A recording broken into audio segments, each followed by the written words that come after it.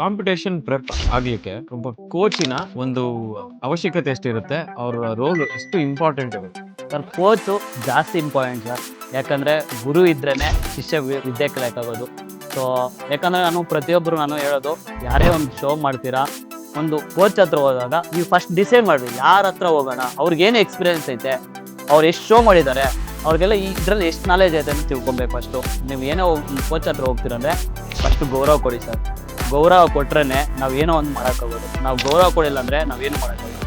ಏನಕ್ಕೆ ನಾನು coach suggest ಮಾಡ್ತೀನಿ ಅಂದರೆ, ಸೊ ನಾವೇನೋ ಒಂದು ಮಾಡ್ತಾ ಇದ್ದೀವಿ ಅಂದರೆ ನಾವು ಪ್ರಾಪರಾಗಿ ಮಾಡ್ತಾ ಇದ್ದೀರಾ ಇಲ್ವಾ, ಸೊ ನಮ್ಮ ಚೆಕ್ಕಿನ್ ಆಗಲಿ, ಸೊ ಕೋಚಿಂಗ್ ಆಗಲಿ ಯಾವ ಥರ ಮಾಡ್ತೀರ ಅಂದರೆ ಒಂದು ಗೈಡೆನ್ಸ್ ಬೇಕು. ಗೈಡೆನ್ಸ್ ಬೇಕಂದರೆ ಕೋಚ್ ಬೇಕಲ್ಲ ಸರ್.